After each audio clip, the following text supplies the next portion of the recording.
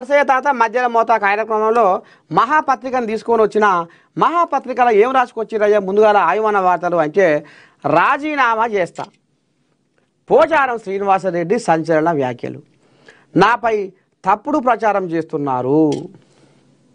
BRS కోజాగలు పోయిండో Revanth కాడికి పోయిండో media ముఖంగా కండువ కప్పుకుండో పోచారం అల్ల జొర్రబడ్డాడు చెయ్యికి షేకాండ్ ఇచ్చిండో పోయిండో అని పాడైపోయి ఎక్కడ పోయిండ్రో దేవుడా నేను ఎక్కడ పోలేదు నేను పోయినట్టుకుంటే చెప్పుతోని కొట్టురు అన్నట్టు కూడా మాట్లాడుతుండే పెద్ద మనిషి. ఇక మరి గాడికి వచ్చింది కథ అంటే మరి ఎందుకని వీళ్ళు తాస్వాం పగబట్టిరు బీఆర్ఎస్ వాళ్ళు పోషారం అని అర్థమైతలేదు. పోషారం ఇప్పుడు ఏం చేయదు ఎట్ట చేయదు అని కుర్చీల పడ ఎలుకోలే తనలాడుకుంటా నేను పోలేదు నేను ఎక్కడ పోలేదు. పోయినట్టుగా ఉంటే ఏదైనా ఆధారం ఉంటే మీరు బయట పెట్టుర్రి.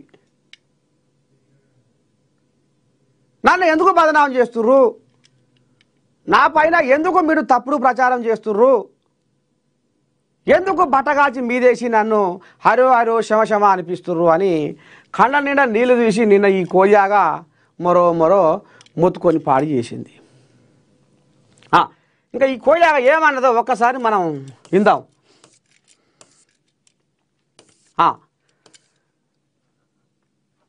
మాజీ శాసనసభాపతి ఎమ్మెల్యే పోచారం శ్రీనివాసరెడ్డి సంచలన వ్యాఖ్యలు చేసిండు. గురువారం ఆయన మీడియాతో మాట్లాడి బాన్సువాడ అభివృద్ధి కోసమే నేను సీఎం రేవంత్ రెడ్డిని కలిసినట్టు చెప్పిండు. బాన్సువాడను నేను బాగు చేద్దామని పోయినా ఉర్రికి కారు ఎక్కలేదు. నేను జర మా బాన్సువాడ దిక్కు కన్ను పెట్టు సారు అని చెవుల చేద్దామని పోయిన ముచ్చట గంతే. ఎందుకు నన్ను ఇవాళ పండ్లో అమ్ముతుర్రు అని ఆంబాయ వెళ్ళబోసుకుంటుండు పోచారం. నా స్వార్థం కోసం కలిసి ఉంటే చెప్పుతోని కొట్టుర్రి.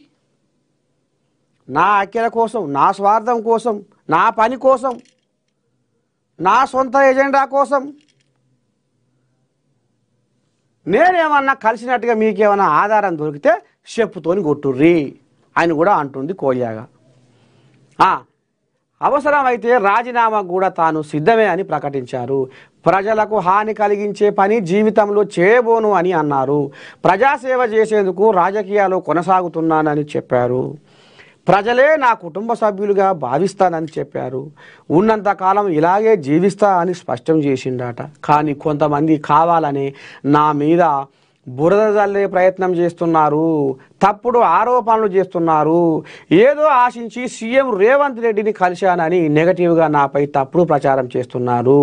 వ్యక్తిగతంగా నా కోసం ఇప్పటి వరకు సీఎం రేవంత్ని ఏదైనా అడిగినట్లు నిరూపిస్తే క్షణం ఆలోచించకుండా రాజీనామా చేస్తా అంటుంది ఈ బాన్సువాడ కోయాగా. నా మీద మీరు నా సొంత పని కోసం, నా స్వార్థం కోసం కనుక రేవంత్ రెడ్డితో నేను చేయగలిపితే, మీరు ఆధారం బయట పెడితే నేను రాజీనామా చేస్తాను కూడా వెనక ముందు ఆడా అనేది ఇక మరి అసలేరు కార్తీలో ముసలెద్దులు లెంక కొట్టినట్టు లెంక కొడుతుండు.